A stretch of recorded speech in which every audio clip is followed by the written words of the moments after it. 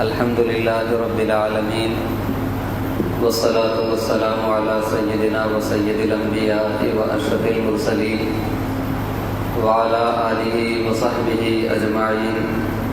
ومن تبعهم بإحسان إلى يوم الدین وبعد فاعوذ باللہ من الشیطان الرجیم بسم اللہ الرحمن الرحیم سبحانک لا علم لنا الا ما علمتنا انک انت العلیم الحکیم قال اللہ تعالی اکراما لحبیبہ ونبیہ ان اللہ وملائکتہ یصلون علی النبی یا ایھا الذین آمنوا صلوا علیہ وسلموا تسلیما اللہم صل علی سیدنا و مولانا محمد وآلہ وبارک وسلم صلاۃ و سلاما علیک یا رسول اللہ صلی اللہ تعالی علیہ وسلم۔ عزیزان گرامی، میں اپنے میزبان جناب مولانا غلام سرور صاحب کا اور حضرت مولانا شہاب الدین صاحب کا اور آپ سبھی حضرات کا تہہ دل سے شکر گزار ہوں کہ آپ حضرات نے اپنے دیار میں مجھے کچھ دین کا پیغام پہنچانے کا سنہرا موقع عطا فرمایا۔ اللہ رب العزت کی بارگاہ میں دعا ہے کہ وہ مجھے حق کہنے اور آپ حضرات کو حق سننے اور سب کو اس پہ عمل کرنے کی توفیق عطا فرمائے۔ اس وقت ہم اور آپ ماہ ذی الحجہ کے مبارک ایام سے گزر رہے ہیں اور یہ وہ مبارک مہینہ ہے جس کی عظمتیں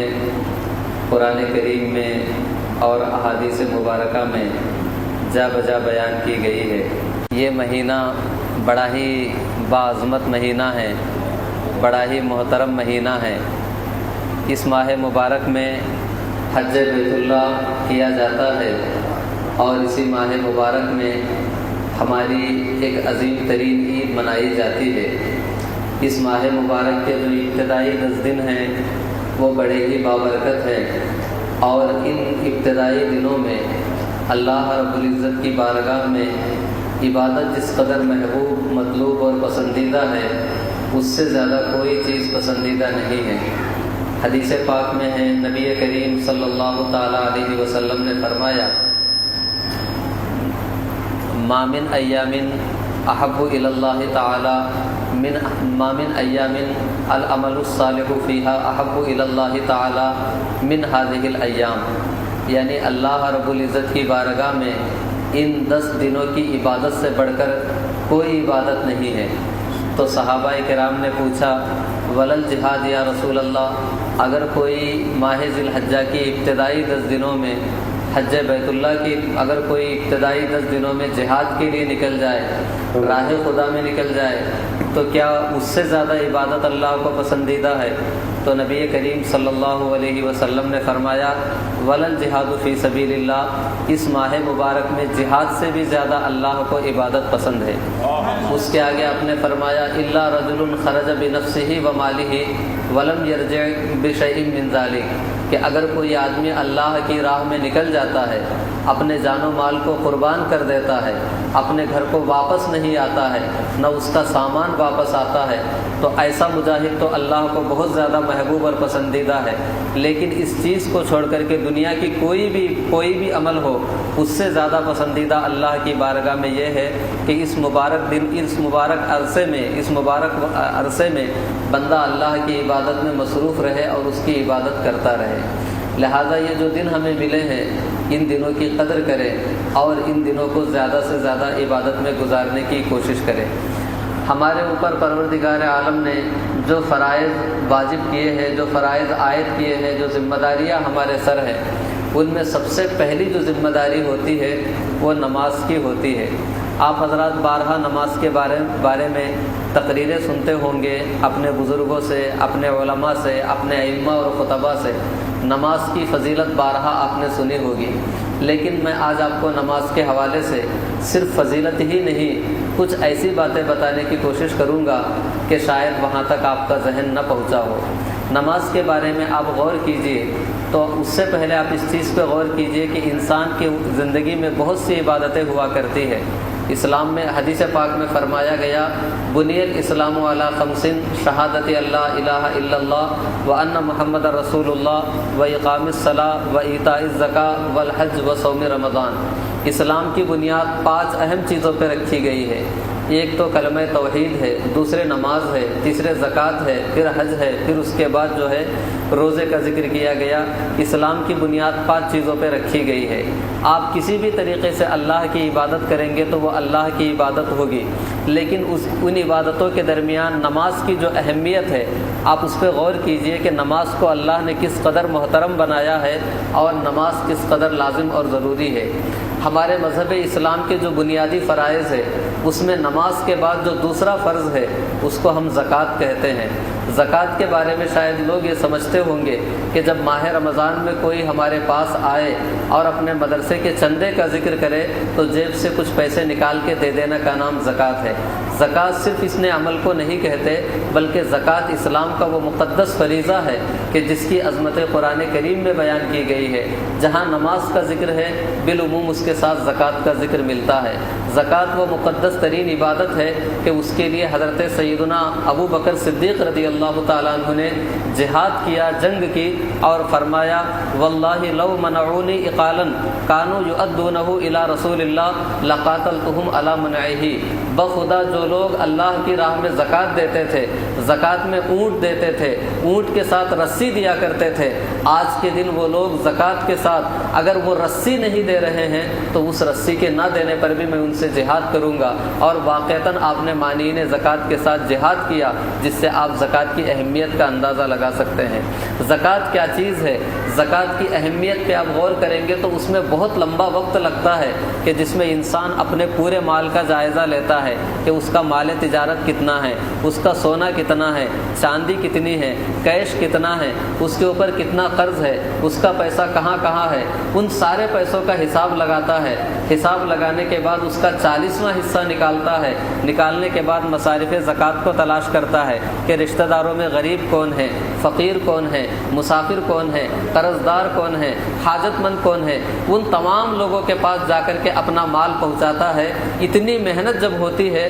تو اللہ کا ایک فرض زکوٰۃ ادا ہوتا ہے۔ لیکن اس دوران انسان جتنی بھی محنت کر رہا ہے، جتنی بھی تگ و دو کر رہا ہے، یہ ساری کی ساری محنت ایک فرض کی ادائیگی کی راہ میں ہوتی ہے۔ لیکن آپ غور کیجئے کیا اس دوران نماز اس بنیاد پہ معاف ہو جاتی ہے کہ بندہ پہلے سے ایک فرض میں لگا ہوا ہے؟ کیا اس دوران نماز معاف ہو جاتی ہے کہ بندہ زکوٰۃ کی ادائیگی کے لیے تگ و دو کر رہا ہے؟ نماز معاف نہیں ہوتی۔ یعنی آپ زکوٰۃ کے لیے تگ و دو کر رہے ہو تب بھی اس دوران نماز کا وقت آ جاتا ہے تو آپ کو وہ فرض روک کر کے اللہ کے اس فرض کو پہلے ادا کرنا ہے۔ ماہ رمضان المبارک ابھی چند دنوں پہلے ہمارے درمیان سے رخصت ہوا۔ ماہ رمضان میں ایک بندہ صبح صادق سے لے کر غروب آفتاب تک کھانے سے، پینے سے، خواہش نفس سے رک جاتا ہے۔ اس دوران بندہ مسلسل عبادت میں ہوا کرتا ہے۔ جب اس نے اللہ کے رضا کے لیے اپنے خواہشات کو قربان کر دیا، وہ اللہ کی عبادت میں مصروف ہے، لیکن صرف اس بنیاد پر کہ بندہ روزے میں مصروف ہے، اللہ کی عبادت میں مصروف ہے، اس عبادت کے ہوتے ہوئے نماز کا وقت آ جائے تو نماز یہ کہے کہ معاف نہیں ہوتی کہ پہلے سے ایک عبادت میں مصروف ہے تو ہم تم سے نماز کو معاف کر دیں گے۔ نہیں، روزہ اپنی جگہ پر برقرار رہے گا، نماز کا وقت آ جائے تو آپ کو نماز ادا کرنی ہے۔ حج کا موسم چل رہا ہے، حجاج کرام ہندوستان سے، دنیا کے گوشے گوشے سے حج بیت اللہ کے لیے جا رہے ہیں۔ حج بیت اللہ کے لیے جانے والا کتنی محنت کرتا ہے، آپ غور کیجئے کہ اس نے اپنے بیوی بچوں کو چھوڑ دیا ہے، اپنی تجارت کو چھوڑ دیا ہے، اپنا وطن چھوڑ دیا ہے، اپنے پسند کا لباس بھی اتار دیا ہے۔ اس کے بعد وہ وقوف منا کرتا ہے، وقوف عرفہ کرتا ہے، وقوف مزدلفہ کرتا ہے، رمی جمار کرتا ہے، طواف زیارت کرتا ہے، نحر کرتا ہے، جانور کی قربانی کرتا ہے۔ اتنی عبادتیں وہ ادا کر رہا ہوتا ہے تو کیا شریعت اس سے یہ کہتی ہے کہ اے بندے تو اللہ کی عبادت میں پہلے ہی سے مصروف ہے، ہم تجھ سے نماز کو ساقط کر دیں گے؟ نہیں، آپ کو مناسک حج کی ادائیگی کرنی ہے، لیکن نماز کا وقت آ جائے تو آپ کو سارے فرائض کو روک کر کے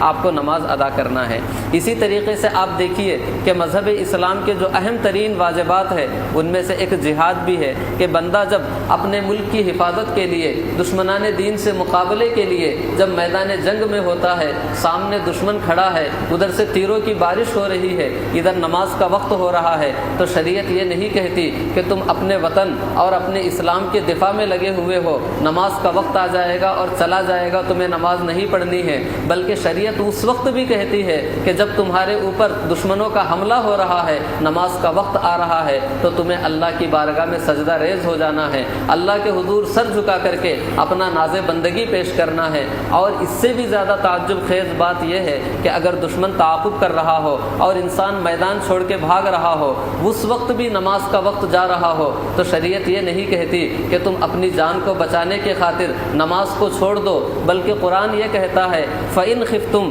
فَرِجَالًا أَوْ رُكْبَانًا، اگر تمہیں اپنے جان کا خوف ہے اور تم بھاگ رہے ہو تو جس حال میں تم سے ہو سکے، اگر چلتے چلتے نماز پڑھ سکتے ہو تو چلتے چلتے نماز پڑھ لو، سواری پہ نماز پڑھ سکتے ہو نماز پڑھ لو، استقبال قبلہ فوت ہو رہا ہو اس کو چھوڑ دو، استقرار علی الارض کی شرط فوت ہو رہی ہو اس کو چھوڑ دو، لیکن جو نماز ہے وہ نماز تم سے معاف نہیں ہو سکتی۔ اب آپ غور کیجئے کہ نماز وہ مقدس ترین عبادت ہے کہ اس کو نہ روزہ روک سکتا ہے، نہ اس کو زکوٰۃ روک سکتی ہے، نہ اس کو حج روک سکتا ہے، نہ اس کو جہاد روک سکتا ہے، نہ دشمن کے حملے روک سکتے ہیں، نہ سفر کی صعوبتیں روک سکتی ہے، نہ زندگی کی کوئی مشکلات اسے روک سکتی ہے، لیکن اس کے باوجود ہمارے جوانوں کا عالم یہ ہے کہ موبائل ہاتھ میں آ گیا تو نماز ہم نے فراموش کر دی، نرم بستر مل گیا تو ہم نے نماز فراموش کر دی، سفر درپیش ہو گیا تو ہم نے نماز فراموش کر دی، بلکہ کتنے تو لوگ وہ بھی ہیں کہ جن کے سامنے کوئی عذر نہیں ہوتا ہے، نہ جسمانی عذر ہوتا ہے، نہ کوئی اور عذر شرعی ہوتا ہے،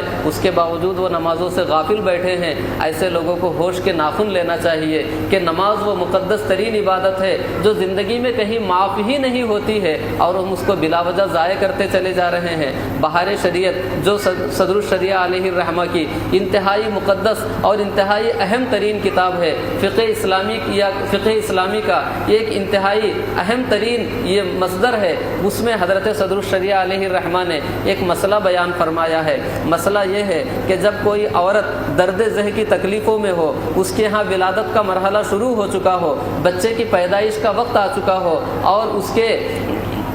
اسے بچہ نکلنے کا وقت ہو رہا ہو اور ابھی اس کے جسم سے رطوبت خارج نہیں ہوئی، کسی طرح کا پانی نہیں نکلا، ابھی صرف بچہ باہر نکلنے والا ہے، عورت درد کی شدت برداشت نہیں کر پا رہی ہے، درد ذہ کی تکلیف برداشت کر رہی ہے اور نماز کا وقت ادھر رخصت ہو رہا ہے، اس وقت بھی اس کے اوپر سے نماز معاف نہیں ہوتی، بلکہ شریعت یہ کہتی ہے کہ وہ اس عورت کے لیے حکم یہ ہے کہ وہ اپنے جسم کے اوپر کپڑا ڈال دے اور جس حال میں وہ لیٹی ہوئی ہے اسی حال میں وہ اللہ کے حضور اپنا ناز بندگی پیش کر دے، لیٹے لیٹے نماز ادا کر دے، اس وقت بھی اس کی نماز معاف نہیں ہو سکتی ہے۔ یہ ایک عورت جب درد ذہ کی تکلیف میں ہوتی ہے، وہ تکلیف کیسی ہوتی ہے اس کا ہم اندازہ لگا ہی نہیں سکتے ہیں۔ حضرت عبداللہ ابن عمر رضی اللہ تعالیٰ عنہ کی روایت ہے کہ ایک مرتبہ ایک شخص اپنی ماں کو لے کر کے یمن سے آیا اور کعبہ شریف کا طواف کرنے لگا، اور اس شخص نے طواف کرتے کرتے حضرت عبداللہ ابن عمر رضی اللہ تعالیٰ عنہ سے کہا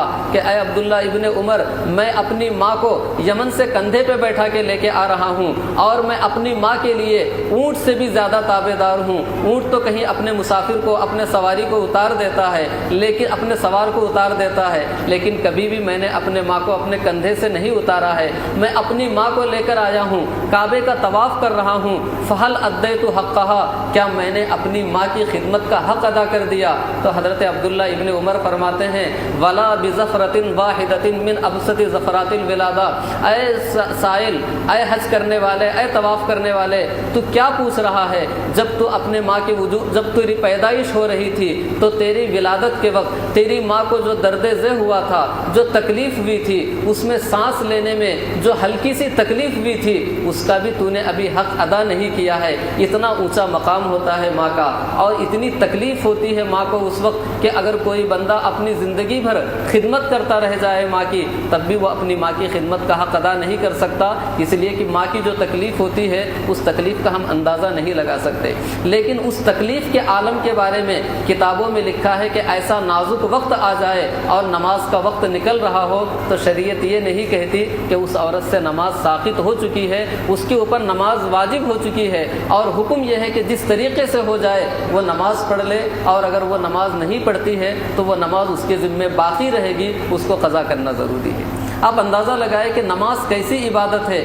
کہ وہ کبھی معاف ہوتی ہی نہیں ہے، لیکن بندہ ہے کہ نماز سے اس قدر غافل ہو چکا ہے۔ اور آپ یہ بھی دیکھیے شریعت اسلامیہ میں جو اسلام کے جو اہم ترین فرائض ہے ان فرائض میں تاخیر کی گنجائش ہوتی ہے۔ ان فرائض میں جب مصیبت آتی ہے، آزمائش آتی ہے، رکاوٹ آتی ہے تو شریعت وہاں پہ کچھ رخصت نکال دیتی ہے۔ مثال کے طور پہ زکوٰۃ ہے، آپ کے پاس اتنا مال ہو گیا کہ جس سے زکوٰۃ واجب ہو گئی، لیکن آپ کا وہ مال کسی کے پاس قرض ہے، تو شریعت یہ کہتی ہے کہ جب تک آپ کا وہ پیسہ واپس نہیں آ جاتا ہے تب تک آپ کے پاس گنجائش ہے کہ آپ زکوٰۃ ادا نہ کریں۔ زکوٰۃ ذمے میں تو ہو گئی، لیکن جو اس کو ادا کرنے کا حکم ہے وہ کب ہے؟ جب آپ کے ہاتھ میں اماؤنٹ آ جائے، پیسہ آ جائے، تب آپ اس کو ادا کریں گے۔ ہمارا کسی نے 1 لاکھ روپے لے رکھا ہے تو ہمارے ذمے وہ جو 1 لاکھ جو ہماری ملکیت ہے دوسرے کے پاس ہے، تو وہ 1 لاکھ کی ملکیت کی بنیاد پہ زکوٰۃ تو واجب ہو چکی ہے، لیکن اس کی ادائیگی کب واجب ہے، اس کو ادا کرنا کب ضروری ہے؟ اس وقت ادا کرنا ضروری ہے جب کہ وہ قرض لینے والا واپس ہمیں پیسہ دے دے، تب اس کو ادا کرنا واجب اور ضروری ہے۔ اس سے پہلے وہ تو ذمے میں واجب ہے لیکن ادائیگی ابھی فوراً واجب نہیں ہے۔ ایک دقیق فرق ہے، کتابوں میں آتا ہے کہ ایک چیز ذمے میں واجب ہو جاتی ہے، ایک چیز ہے کہ اس کام کو کر کے دکھانا ہے، تو اس واجب کو ادا کرنا اس وقت ضروری ہے جبکہ آپ کے ہاتھ میں پیسہ آ جائے۔ تو زکوٰۃ میں اتنی گنجائش ہے کہ کوئی چیز ذمے میں واجب ہو گئی اور سال بھر کی تاخیر ہو رہی ہے تو سال بھر کے بعد مال آنے کے بعد آپ اسے ادا کر دیجئے۔ یہی حال ماہ رمضان کے روزوں کا ہے۔ قرآن کہتا ہے فمن کان منکم مریضا او علی سفر فعدۃ من ایام اخر۔ ماہ رمضان روزوں کے لیے بنا ہے۔ ماہ رمضان کا سب سے اہم ترین عمل یہ ہے کہ اس میں بندے کو روزہ رکھنا ہے۔ قرآن کہتا ہے فمن شہد منکم الشہر فلیصم۔ ماہ رمضان کا چاند دیکھ لو تو تم روزے رکھو، 29 روزے ہو تو 29، 30 ہو تو 30، تمہیں ماہ رمضان میں روزہ ہی رکھنا ہے۔ لیکن اس کے باوجود اگر تمہیں بیماری لاحق ہو جاتی ہے، سفر درپیش ہو جاتا ہے، تو شریعت یہ کہتی ہے کہ سفر کی مشقتیں تمہارے سامنے ہیں تو تم روزہ قضا کر سکتے ہو، بعد میں اس کو ادا کر لینا۔ بیمار ہو گئے ہو تو روزہ قضا کر سکتے ہو، بعد میں اس کو ادا کر لینا۔ شریعت روزے کے معاملے میں بھی اختیار دیتی ہے۔ یہی حال حج کا ہے کہ حج آپ کے اوپر واجب ہو چکا ہے، لیکن سفر کا جو راستہ ہے، اگر راستہ پرامن نہیں ہے تو جب تک راستہ پرامن نہیں ہو جاتا ہے آپ اپنے سفر کو ملتوی کر سکتے ہیں۔ سفر حج واجب ہو چکا ہے، لیکن آپ چاہے تو اسے مؤخر کر سکتے ہیں۔ اسلام میں سن 6 ہجری میں حج فرض ہوا ہے یا 7 ہجری میں حج فرض ہوا ہے، لیکن حضور صلی اللہ تعالیٰ علیہ وسلم نے جس سال حج فرض ہوا اس سال حج نہیں کیا، بلکہ آخر عمر میں آپ نے حج کیا، جس سے یہ مسئلہ سمجھ میں آتا ہے کہ حج میں بھی تاخیر ہو سکتی ہے، یعنی روزے زکوٰۃ کے اندر بھی تاخیر کی گنجائش ہے، اور روزے کے اندر بھی تاخیر کی گنجائش ہے، حج کے اندر بھی تاخیر کی گنجائش ہے، لیکن نماز یہ ایک ایسی عبادت ہے کہ جب وہ واجب ہو جاتی ہے تو اس میں تاخیر کی گنجائش نہیں ہے۔ قرآن کہتا ہے فویل للمصلین الذین هم عن صلاتهم ساہون۔ وہ لوگ جو نماز پڑھ رہے ہیں لیکن وقت گزار کے نماز پڑھ رہے ہیں، ان لوگوں کے لیے ہلاکت ہے۔ نماز پڑھ رہے ہیں لیکن وقت گزار کے پڑھ رہے ہیں تو وہ اللہ کے عذاب سے بچ نہیں پائیں گے۔ حدیث پاک میں ایسے لوگوں کو منافق کہا گیا ہے جو بیٹھے رہتے ہیں، انتظار کر رہے ہوتے ہیں، وقت نکلنے والا ہوتا ہے تو چند سجدے کر لیتے ہیں اور کسی طریقے سے اللہ کا فرض ادا کر لیتے ہیں۔ تو حضور صلی اللہ تعالیٰ علیہ وسلم نے ایسے شخص کو نمازی نہیں کہا، بلکہ کہا کہ ینقر اربعن، اس کی مثال تو اس پرندے جیسی ہے، اس مرغے جیسی ہے جو 4 مرتبہ چونچ مار دیتا ہے اور دانہ چونگ لیتا ہے۔ تو تمہارے سجدے میں جو نماز کو تاخیر کر کے ادا کر رہا ہے اور اس پرندے کے یا اس مرغے کے چونچ مارنے میں جو چونچ مار کر کے چند دانوں کو اٹھا لے رہا ہے، دونوں میں بظاہر کوئی فرق نہیں ہے۔ اب غور کیجئے کہ نماز کیسی عبادت ہے کہ پروردگار عالم نے اس کو لازم کیا ہے اور اس میں تاخیر کی کوئی گنجائش نہیں رکھی ہے۔ اسی کو حضور نے یوں بیان فرمایا، صلی قائما فإن لم تستطع فقائدا فإن لم تستطع فعلی جنب، کہ تم کھڑے ہو کر کے نماز پڑھو، اگر تمہارے پیروں میں کھڑے ہونے کی طاقت نہیں ہے تو بیٹھ کے نماز پڑھو، بیٹھ کے نماز نہیں پڑھ سکتے ہو تو لیٹ کے پڑھو، تم وضو کر کے نماز نہیں پڑھ سکتے ہو تو تیمم کر کے نماز پڑھو، نماز کسی صورت میں معاف نہیں ہے۔ اگر بندہ کسی ایسے مقام پہ پہنچ چکا ہے جہاں پہ نہ پانی میسر ہے، نہ وضو کا تیمم کرنے کے لیے مٹی میسر ہے، تو علماء کرام اس وقت کے لیے بیان کرتے ہیں کہ ایسے بندے پر ضروری ہے کہ جتنے دیر نماز کا وقت ہوتا ہے اتنے دیر وہ نماز جیسی حیت بنا کر کے بیٹھ جائے، اس لیے کہ یہ نماز کا وقت ہے۔ اس وقت میں بندے کو اس بات کی اجازت نہیں ہے کہ وہ یاد الہی سے غافل ہو جائے، اور احترام وقت کے پیش نظر نماز کی جیسی صورت بنا کر کے بیٹھنا ضروری ہے۔ یہ حکم عورتوں کے لیے بھی ہے کہ جو عورتیں ایام ماہواری سے گزر رہی ہو ان کے لیے بھی کتابوں میں یہی لکھا ہے کہ جب نماز کا وقت آ جائے تو وہ ادھر ادھر بازاروں میں یا گھر میں ٹہلتی ہوئی نظر نہ آئے، بلکہ وہ مسجد اپنے گھر میں ایک کنارے سکون کے ساتھ بیٹھ جائے، ویسے بیٹھ جائے جیسے نماز کے لیے بیٹھا جاتا ہے۔ یعنی نماز کا احترام اپنی جگہ پر ہے، نماز کے وقت کا بھی احترام ہے، نماز کی اس کیفیت کا بھی احترام ہے کہ جب نماز کا وقت آ جائے تو تمہیں بستروں پہ نہیں رہنا ہے، بازاروں میں نہیں رہنا ہے، ہوٹلوں پہ نہیں رہنا ہے، موبائل میں مصروف نہیں رہنا ہے، بلکہ نماز اللہ کی وہ عظیم ترین عبادت ہے کہ آپ دیکھیں گے تو آپ کو اندازہ ہوگا کہ نماز کو اللہ رب العزت نے کہاں کہاں لازم کیا ہے۔ انبیاء کرام کے بارے میں آپ نے نہیں سنا ہوگا کہ انبیاء کرام زکوٰۃ دیا کرتے تھے، لیکن قرآن میں جا بجا انبیاء کرام کا ذکر ملتا ہے کہ نبی نے اس انداز سے نماز ادا کی ہے۔ حضرت اسماعیل علیہ السلام کا ذکر نماز کے ساتھ ملتا ہے، وَاذْكُرْ فِي الْكِتَابِ اسماعیل إِنَّهُ كَانَ صَادِقَ الْوَعْدِ وَكَانَ رَسُولًا نَبِيًّا وَكَانَ يَأْمُرُ أَهْلَهُ بِالصَّلَاةِ۔ حضرت عیسیٰ علیہ السلام کا ذکر ملتا ہے کہ قال انی عبد اللہ آتانی الکتاب وجعلنی نبیا وجعلنی مبارکا اینما کنت واوصانی بالصلاۃ۔ حضرت عیسیٰ علیہ السلام ابھی اپنی ماں کے گود میں ہیں، آغوش مادر میں ہیں، سب سے پہلا کلام جو ان کی زبان سے ادا ہو رہا ہے اس میں وہ اپنی ابدیت کا اعتراف کرتے ہیں، دنیا والوں کو اس بات کی تعلیم دیتے ہیں کہ اے لوگوں میں خدا نہیں ہوں، میں خدا کا بیٹا نہیں ہوں، عبد اللہ میں اللہ کا بندہ ہوں، اللہ نے مجھے بابرکت بنایا ہے۔ اس کے آگے فرماتے ہیں اوصانی بالصلاۃ۔ ابھی حضرت عیسیٰ علیہ السلام مہر مادر میں ہیں اور پالنے میں ہیں، جھولے میں ہیں، اس کے باوجود ان کی زبان سے جو کلمات ادا ہو رہے ہیں وہ کلمات یہ ہے کہ اللہ نے مجھے نماز ادا کرنے کا حکم دیا ہے۔ انبیاء کرام نماز ادا کیا کرتے تھے، تو نماز وہ عبادت ہے جو انبیاء کرام ادا کرتے تھے۔ فرشتوں کے بارے میں آپ نے نہیں سنا ہوگا کہ فرشتے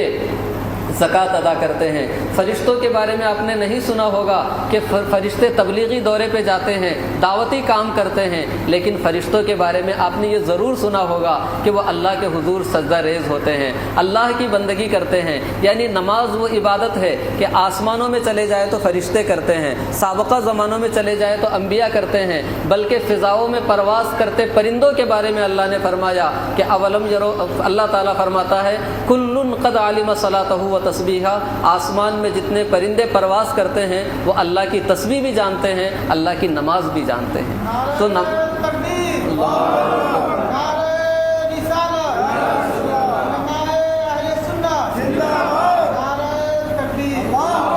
تو میری گفتگو کا خلاصہ یہ نکلا کہ نماز بہر صورت ضروری ہے، نماز کی راہ میں کوئی عبادت بھی حائل نہیں ہو سکتی ہے، اور نماز میں تاخیر کی بھی گنجائش نہیں ہے۔ نماز انبیاء کی سنت ہے، نماز فرشتوں کا وظیفہ ہے، نماز کائنات کی ہر مخلوق کی عبادت کا ایک انداز ہے، اور اگر ان کے درمیان کوئی انسان ہے جو نماز نہیں پڑھتا ہے تو گویا کہ وہ ساری دنیا میں جو اللہ کی مخلوق ہے اس مخلوق کے طریقے سے ہٹتا ہوا چلا جا رہا ہے۔ کتنا محروم قسمت ہے وہ انسان کہ جدھر دیکھو لوگ نماز پڑھ رہے ہیں، فضاؤں میں فرشتے اللہ کے حضور سجدہ ریز ہے، انبیاء کرام سجدہ ریز ہیں، فضاؤں میں پرواز کرتے پرندے سجدہ ریز ہے، اللہ کی عبادت کر رہے ہیں۔ ایک انسان ہی ہے جو اللہ کی عبادت سے محروم ہو رہا ہے۔ اس انسان کو ہوش کے ناخن لینے کی ضرورت ہے اور اس کو نمازی بننے کی ضرورت ہے۔ اور نمازی کوئی کیسے بنے گا؟ نمازی بننے میں صرف مولانا صاحب کا کردار کافی نہیں ہوتا ہے، نمازی بننے کے لیے جو سب سے اہم کردار ہوتا ہے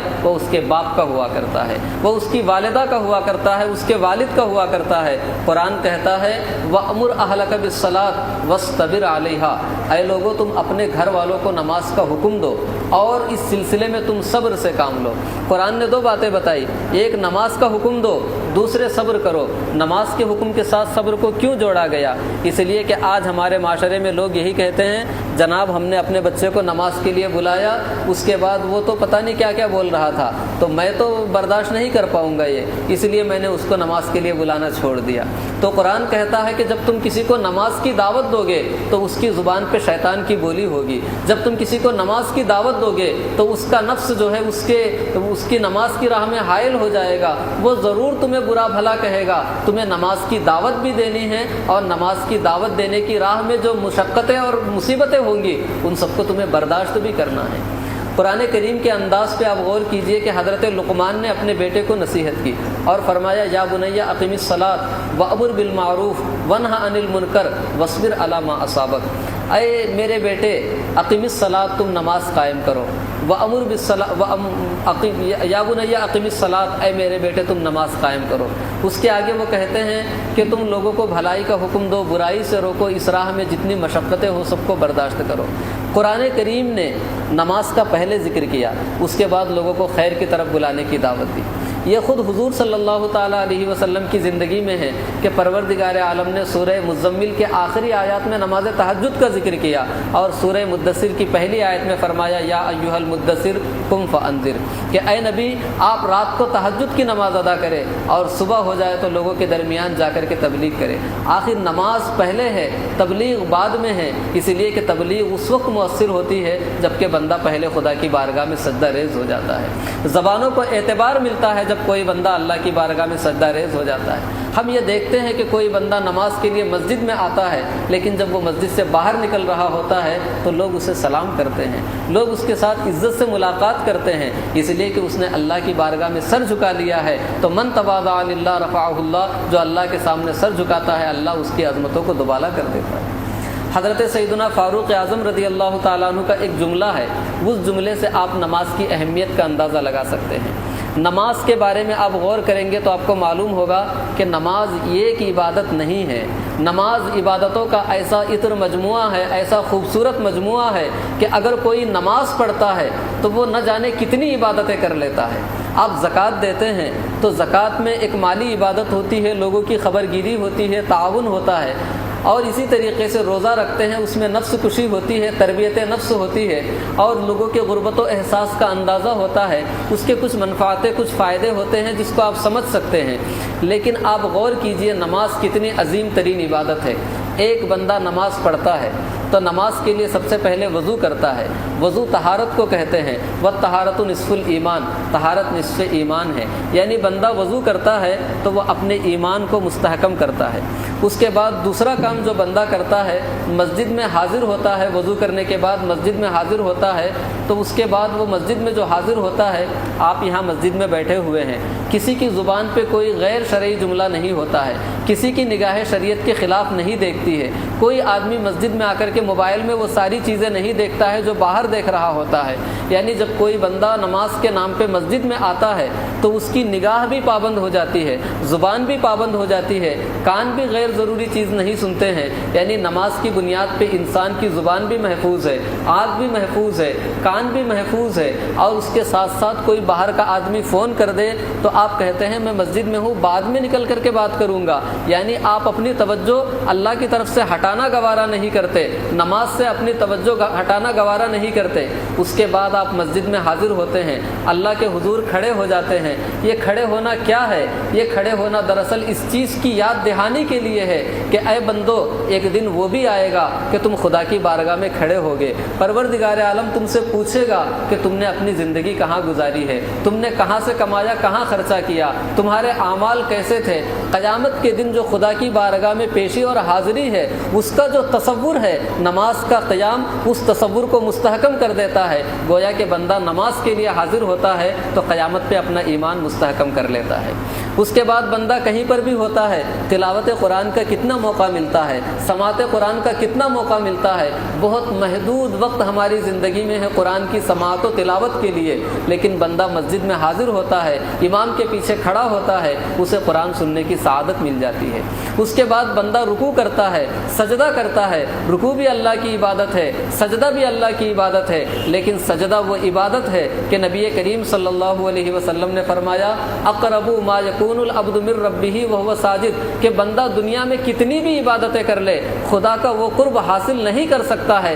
جتنا سجدے میں اللہ سے قریب ہو جاتا ہے۔ سجدہ وہ عبادت ہے کہ جب کوئی بندہ سجدہ تلاوت کرتا ہے، مسلم شریف کی حدیث ہے کہ ابلیس یہ کہتے ہوئے روتے ہوئے پیچھے ہٹ جاتا ہے کہ پروردگار عالم نے مجھے سجدے کا حکم دیا تھا تو میں نے سجدہ نہیں کیا، فلی النار، تو میرے لیے جہنم کی آگ ہے، اور ابن آدم کو سجدے کا حکم دیا گیا، اس نے سجدہ کر لیا، فلہ الجنہ، اس کے لیے جنت ہے۔ ابلیس بھی جس چیز کے اوپر ماتم کرتا ہے، ابلیس بھی جس چیز کی بنیاد پہ حسرت میں پڑا ہوا ہے وہ سجدہ ہے، اور کہتا ہے کہ سجدہ وہ عبادت ہے کہ جس کی بنیاد پہ ابن آدم جنتی بن گیا، اور سجدہ وہ عمل ہے کہ جس کو چھوڑ کر کے میں راندہ بارگاہ ہو گیا۔ یہ سجدہ آپ کو نماز میں ملے گا، نہ زکوٰۃ میں ملے گا، نہ کسی اور عبادت میں ملے گا، یہ سجدہ صرف آپ کو نماز میں ملے گا۔ پھر اس کے بعد آپ نماز میں کھڑے ہوتے ہیں، آپ مارکیٹ میں جاتے ہیں، شادیوں میں جاتے ہیں، کہیں پر بھی ہوتے ہیں، ہمیشہ اپنے بارے میں سوچتے ہیں، تنہائی کا احساس ہوتا ہے کہ میں ہزاروں میں ایک ہوں، لیکن اس خودی کو کوئی چیز مٹا سکتی ہے، آپ کے اندر اتحاد کا ذہن کوئی چیز پیدا کر سکتی ہے، آپ کو وحدت امت کا کوئی شے تصور پیش کر سکتی ہے، وہ نماز ہے کہ آپ اللہ کی بارگاہ میں کھڑے ہوتے ہیں اور کہتے ہیں ایاک نعبد و ایاک نستعین، اے اللہ تنہا میں تیری عبادت نہیں کرتا، میرے دائیں بائیں تیرے بندوں کی ایک جماعت ہے، ہم سب مل کر کے تیری بارگاہ میں سجدہ ریز ہوتے ہیں، اور ہمارا اپنا انفرادی کوئی مقام نہیں ہے، جو بھی ہماری حیثیت ہے وہ اجتماعی حیثیت ہے، جو بھی ہماری قوت ہے وہ اتحاد کی قوت ہے۔ اتحاد کا تصور دینے والی اگر کوئی چیز ہے تو وہ نماز با جماعت ہے۔ اس کے بعد آپ نماز کے بعد سلام کرتے ہیں، آپ اپنی زندگی میں اپنے بھائیوں کو کتنا سلام کرتے ہوں گے، لیکن نماز وہ عبادت ہے کہ جس میں آپ اپنے سارے بھائیوں کو سلام کر دیتے ہیں، دائیں طرف جتنے ہیں سب کو سلام، بائیں طرف جتنے ہیں سب کو سلام۔ اس میں دوست دشمن کا امتیاز نہیں ہوتا، کبھی نہیں سوچتے کہ میرے بازو میں وہ شخص بیٹھا ہے جس سے ہمارے لاکھوں کے معاملات میں لڑائی ہو چکی ہے، ہم اس کو سلام نہیں کریں گے، یہ تصور نہیں ہوتا ہے۔ آپ سب کو سلام کرتے ہیں، یہاں سے باہر نکلتے ہیں تو پھر ہاتھ نہیں ملاتے۔ نماز آپ کے دلوں کی کدورت کو دور کر دیتی ہے، نماز آپ کے دلوں کے اندر اپنے بھائیوں کے لیے نیک جذبات پیدا کر دیتی ہے۔ نماز میں درود بھی ہے نبی کریم صلی اللہ تعالیٰ علیہ وسلم پر، نماز میں اللہ کے حضور دعا بھی ہے۔ اس کے بعد آپ مسجد میں دیکھتے ہیں کہ کچھ لوگ وہ ہے جو کرسی پہ نماز پڑھ رہے ہیں، کچھ لوگ وہ ہے جو بیٹھ کے نماز پڑھ رہے ہیں۔ آپ کے اندر ایک احساس بیدار ہوتا ہے کہ یہ ہمارا بھائی معذور ہے، میں اس سے خیریت پوچھ لوں کہ آپ کے پیر میں کیا تکلیف ہے کہ آپ بیٹھ کے نماز پڑھ رہے ہیں۔ کوئی نمازی آتا تھا نہیں آ رہا ہے، آپ کے بارے میں اس کے دل میں خیال آتا ہے کہ بڑا پابند تھا نہیں آ رہا ہے، ہو نہ ہو کوئی مصیبت درپیش ہو گئی ہو، کوئی تکلیف ہو گئی ہو، اس کے بارے میں آپ خبرگیری کرتے ہیں۔ اس کے بعد آپ مسجد میں جب تک موجود رہتے ہیں اللہ کی طرف لو لگائے رہتے ہیں، اور اس کے بعد جب مسجد سے جا رہے ہوتے ہیں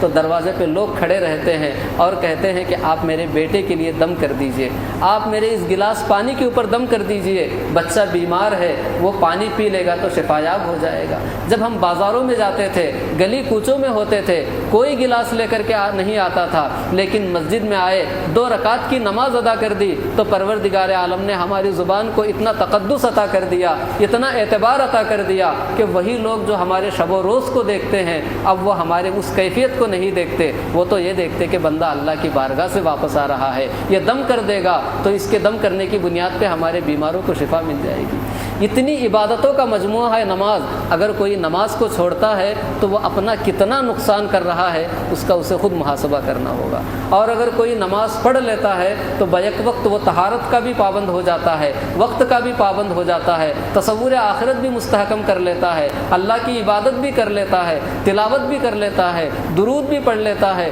دعا بھی کر لیتا ہے، بھائیوں کو سلام بھی کر دیتا ہے، اتحاد کا ایک تصور بھی اپنے اندر پیدا کر لیتا ہے، زبان کو بھی پابند کر لیتا ہے۔ کتنی مقدس ترین عبادت ہے یہ نماز، اس کو آپ اپنے سینے سے لگا کے رکھے، اس سے عشق کرے، اس سے محبت کرے۔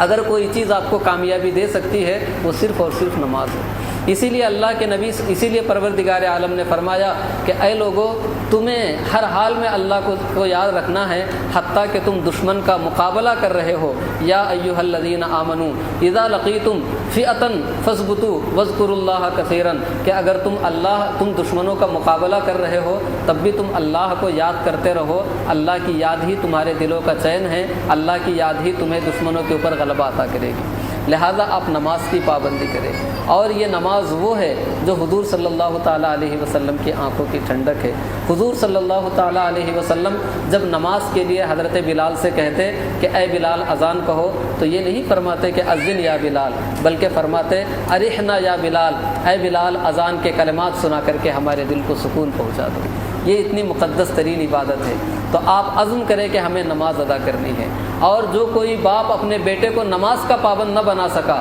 تو گویا کہ اس نے اپنے بیٹے کی تربیت کا حق ادا نہیں کیا۔ آپ اپنے بیٹے کے لیے دکان بھی لگا دے، اعلیٰ تعلیم سے وابستہ کر دے، اچھی شادی کر دے، اور بہت کچھ اس کے لیے دنیا کی سہولتیں فراہم کر دے، لیکن آپ نے اسے نماز کا عادی نہیں بنایا، تو کل کے دن قیامت میں جب وہ اس کا فیصلہ ہوگا، اس کا حساب کتاب کا معاملہ ہوگا، تو اسے یہ کہنے کا حق ضرور ہوگا کہ پروردگار عالم، ہمارے باپ کے پاس اتنا اختیار تھا، اس کی نگاہوں میں اتنا غضب تھا، اس کی آواز میں کچھ ایسی طاقت تھی، اس کے انداز میں کچھ ایسا پاور تھا کہ اگر وہ ایک مرتبہ ہمیں نماز کے لیے کہہ دیتا تو ہماری مجال نہیں تھی کہ ہم نماز ترک کر دیتے۔ اگر وہ ہمیں جھڑک کر کے بستر سے اٹھا دیتا تو ہماری مجال نہیں تھی کہ ہم سوئے رہ جاتے۔ ہمارے باپ کے پاس یہ سارا اختیار موجود تھا، اس کے باوجود اس نے ہمیں نمازی نہیں بنایا۔ اگر آج ہم نماز ترک کرنے کی بنیاد پہ جہنم کے حقدار بن رہے ہیں تو اس میں صرف ہمارا قصور نہیں ہے، ہمارے بڑوں کا بھی قصور ہے۔ پروردگار عالم نے اسی لیے فرمایا وَأْمُرْ أَهْلَكَ بِالصَّلَاةِ کہ تم اپنے گھر والوں کو نماز کا حکم دو، اور اس راہ میں جو بھی مشقتیں درپیش ہو، کوئی تمہیں کچھ کہتا ہو، وہ سب سن کر کے تمہیں برداشت کرنا ہے۔ نماز کی دعوت کا تمہیں الگ ثواب ملے گا، اس پہ جو صبر کرو گے اس کا تمہیں الگ ثواب ملے گا۔ یہی حال اولاد کا بھی ہے۔ اگر کوئی اولاد یہ سوچتی ہے کہ میں اپنے باپ کی بڑی خدمت کر رہی ہوں، اولاد بیٹے یہ سوچتے ہو کہ میں اپنے باپ کی بڑی خدمت کر رہا ہوں، کہ میں ان کی دکان میں بیٹھتا ہوں، ان کا حساب کتاب رکھتا ہوں، اور ان کے دوستوں سے جو بھی معاملات ہوتے ہیں بہت اچھے سے ڈیل کر لیتا ہوں، اور ان کی غیر موجودگی میں ان کی دکان سنبھال لیتا ہوں، بہت کچھ میں کرتا ہوں جس کی بنیاد پہ میرے والد کو بازار کے معاملات میں، خرید و فروخت کے معاملات میں، لین دین کے معاملات میں کوئی ٹینشن نہیں ہوتا ہے۔ میں نے ان کی گدی سنبھال لی ہے، میں نے ان کی جانشینی کا حق ادا کر دیا ہے۔ اس طرح کے خیالات اگر کسی کے ذہن میں آتے ہو تو یقیناً باپ کی خدمت بہت بڑی سعادت کی بات ہوتی ہے۔ کسی بندے کو اللہ اس کے باپ کی خدمت کی توفیق دے دے، یہ بہت بڑی سعادت کی بات ہے۔ لیکن اس سے بڑی سعادت کی بات یہ ہے کہ آپ نماز پڑھ کر کے اللہ کی بارگاہ میں اپنے والد کے لیے دعا کر کے اس کی نیکیوں میں اضافہ کرے، اور قیامت کے دن جب تمہارے والدین آئے اور ان کے اعمال نامے میں تمہاری نمازیں درج ہوں گی تو اس وقت جو انہیں خوشی ہوگی وہ دنیا کی اس خوشی سے کئی گنا زیادہ ہوگی۔ حدیث پاک میں آیا ہے کہ قیامت کے دن کچھ بندے اللہ کی بارگاہ میں حاضر ہوں گے، ان کے اعمال نامے خدا کی بارگاہ میں پیش کیے جائیں گے، خود ان کو دکھائے جائیں گے، تو وہ کہیں گے کہ ہم نے تو اتنی عبادتیں نہیں کی تھی، ہم نے اتنی نمازیں نہیں پڑھی تھی، ہم کوئی اتنے بڑے نیکوکار نہیں تھے، اتنی نیکیاں ہمارے اعمال نامے میں آئی کہاں سے؟ تو پروردگار عالم کا منادی ندا دے گا باستغفاری ولدک لک، یہ ساری نیکیاں تیرے اعمال نامے میں اس لیے درج ہوئی ہے کہ تیرے جانے کے بعد تیری اولاد تیرے حق میں استغفار کرتی رہی، تیرے جانے کے بعد تیرے بیٹے تیرے حق میں دعا کرتے رہے، جس کی بنیاد پہ تیرے اعمال نامے میں اتنا اضافہ ہو چکا ہے۔ تو اگر کوئی باپ اپنے بیٹے کو نمازی نہیں بنایا تو وہ اپنے قیامت کا نقصان کر رہا ہے، اپنی آخرت کا نقصان کر رہا ہے۔ لہذا بیٹے کو چاہیے کہ وہ خود نمازی بنے، اور باپ کو بھی چاہیے کہ اپنی اولاد کو نمازی بنائے۔ حدیث پاک میں فرمایا گیا اذا مات الانسان انقطع عمله الا من ثلاث، جب کوئی انسان مر جاتا ہے تو اس کے اعمال کا سلسلہ منقطع ہو جاتا ہے، تین چیزوں کا ثواب جاری رہتا ہے صاحب، من صدقۃ جاریۃ، صدقہ جاریہ ہو، من علم ينتفع به، جس علم کا فائدہ اٹھایا جائے، اور اخیر میں فرمایا او ولد صالح يدعو له، جس نے اپنی اولاد کو نمازی بنایا، دعا کا عادی بنایا، وہ اولاد اپنے والدین کے لیے دعا کرتی رہے۔ تو پھر اس کے ثواب کا سلسلہ جاری و ساری رہتا ہے۔ آپ چاہتے ہیں کہ آپ کے مرنے کے بعد بھی آپ کے نامہ اعمال میں نیکیاں درج ہوتی رہے، تو اس کا ایک ہی طریقہ ہے کہ اپنی اولاد کو نمازی بنائیے۔ 2-3 باتیں میں جماعت کے حوالے سے سنا کر گفتگو ختم کرنا چاہوں گا۔ یہ ساری گفتگو جو جناب جو تھی یہ نماز کی تھی۔ نماز کا رکن رکین، نماز کا ایک اہم واجب ہے، نماز با جماعت واجب ہے۔ نماز تنہا پڑھی جائے یہ بڑی نماز فرض ہے، لیکن جو جماعت کی نماز ہے اس کی شان بہت زیادہ ہے۔ حدیث پاک میں فرمایا گیا صلاۃ الجماعتی تفضل صلاۃ الفضل ب27 درجۃ۔ اگر آپ تنہا نماز پڑھیں گے تو ایک نماز، اور اگر جماعت کے ساتھ نماز پڑھیں گے تو 27 گنا نماز کا ثواب ملے گا۔ آپ دن بھر کی نمازوں کو جوڑ لیجئے تب بھی وہ 27 کو نہیں پہنچیں گی، اور جماعت میں آپ نماز پڑھیں گے تو محنت کم لگے گی، آپ کو قرات بھی نہیں کرنا ہے، پوری جماعت کے ساتھ جو کام ہوتا ہے وہ آسان ہوتا ہے، وقت سے نماز ہو جائے گی، آسان کے آسان بھی ہے اور ثواب 27 گنا زیادہ بھی ہے۔ اور اس جماعت کی اہمیت اتنی زیادہ ہے کہ صحابہ کرام نے جب جماعت کی اہمیت سنی تو صحابہ کرام جو چلنے کی طاقت نہیں رکھتے تھے وہ دوسرے صحابہ کرام کے کندھوں کا سہارا لے کر کے پیروں کو گھسیٹتے ہوئے مسجد میں آیا کرتے تھے، اور علالت کے باوجود مسجد میں نماز باجماعت ادا کیا کرتے تھے۔ خود ہمارے نبی صلی اللہ تعالیٰ علیہ وسلم نے اخیر عمر میں علالت کے باوجود مسجد میں آ کر کے نماز باجماعت ادا کی ہے۔ یہ سارا واقعہ کتابوں میں موجود ہے۔ حضرت سلیمان علیہ السلام کا قرآن میں ایک واقعہ موجود ہے کہ حضرت سلیمان علیہ السلام کے سامنے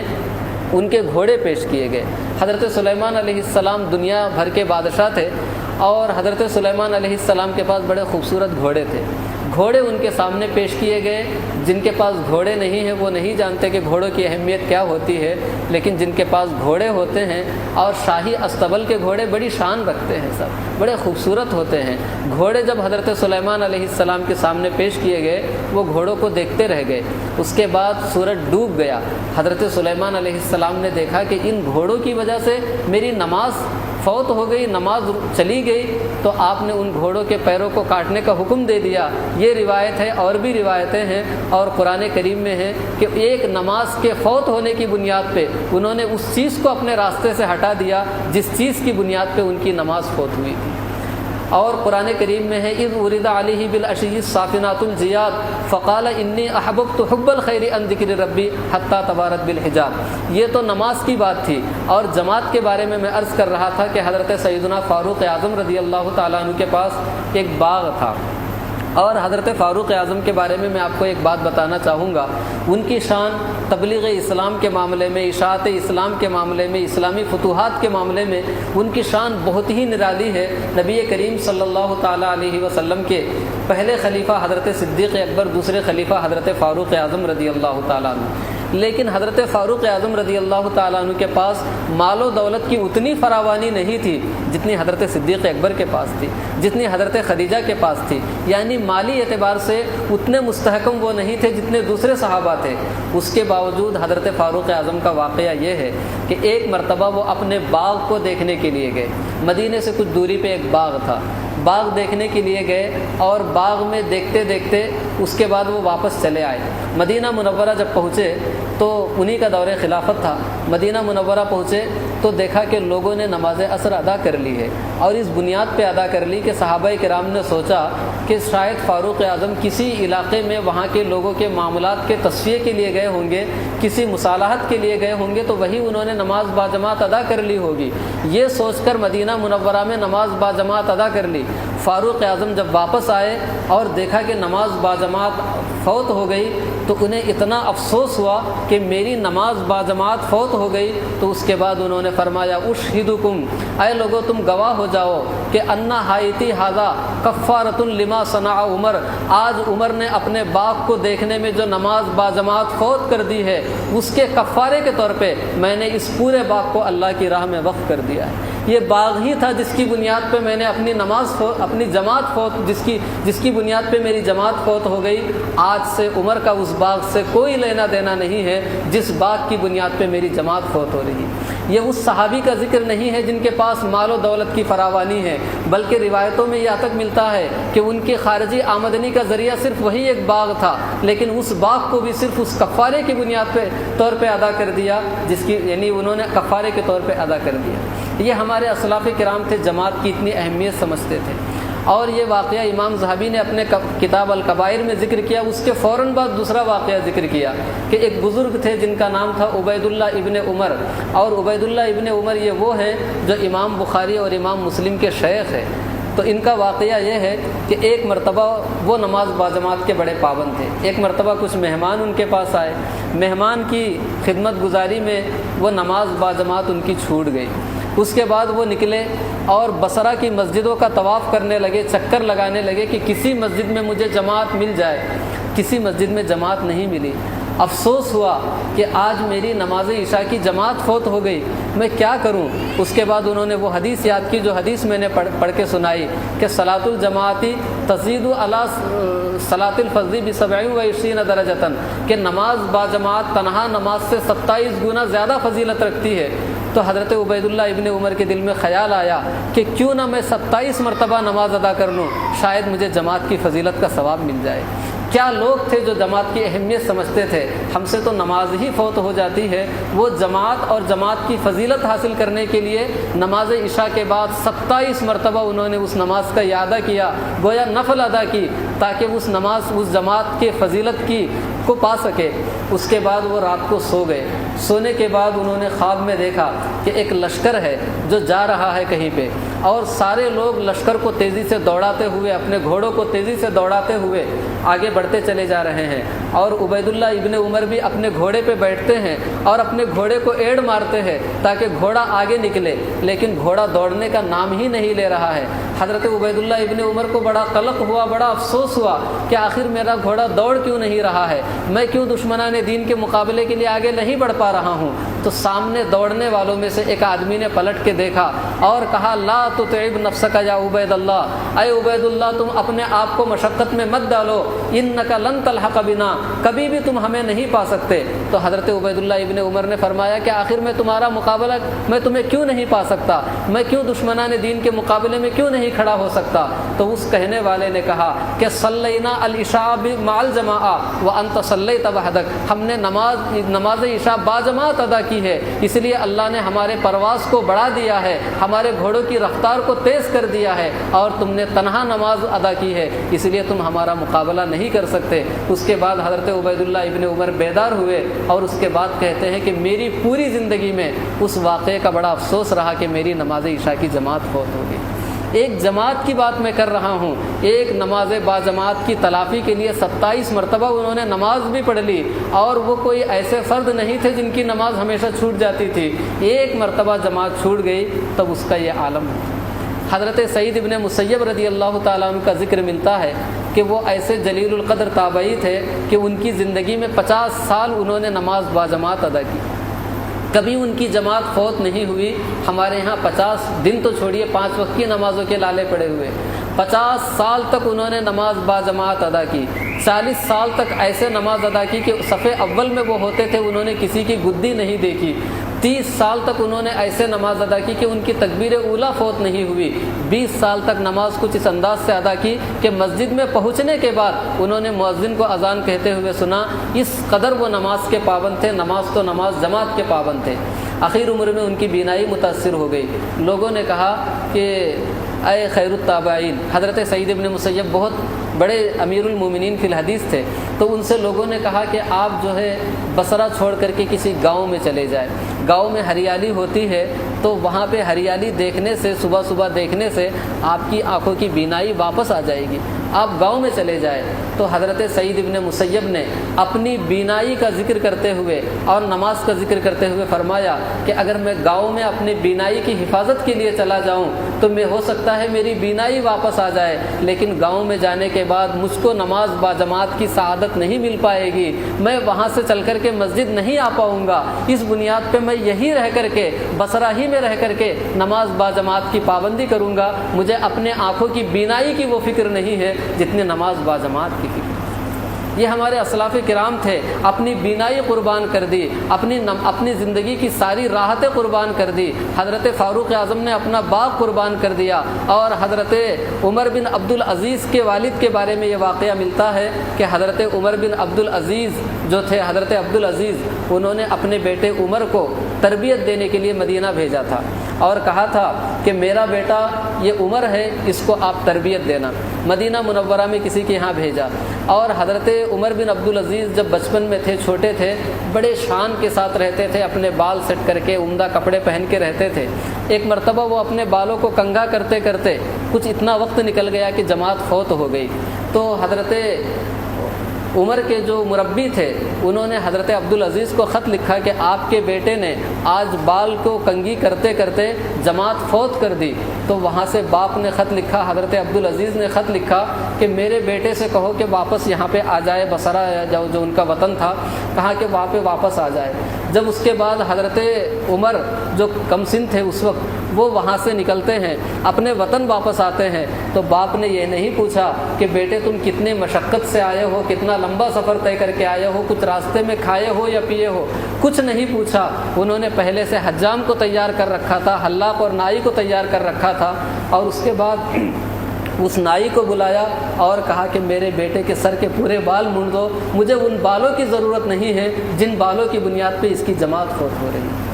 یہ ہمارے اسلاف کرام تھے جو نماز کی بھی پابندی کرتے تھے، جماعت کی بھی پابندی کرتے تھے۔ اس طرح کے واقعات کتابوں میں بے شمار لکھے ہیں۔ ان واقعات کا خلاصہ، لب لباب، ما حاصل یہی ہے کہ نماز سب سے اہم ترین عبادت ہے۔ نماز کی بھی پابندی کرنی ہے، جماعت کی بھی پابندی کرنی ہے۔ یہی حضور صلی اللہ تعالیٰ علیہ وسلم کی سنت ہے،